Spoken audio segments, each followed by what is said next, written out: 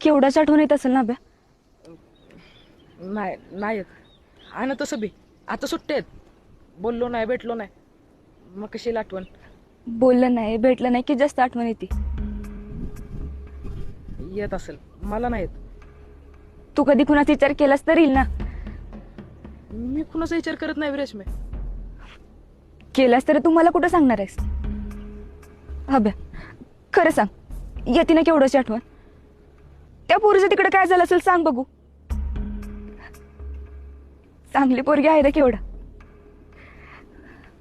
आणि तुम्ही दोघं एकमेकाला लई शोभून दिसाल. तो विचार मी कवाच सोडून दिला रेशमे. आणि तिने दिलेली चिठ्ठी बी जाऊन टाकल्या. पण तिच्या आठवणी कशा जाळशील?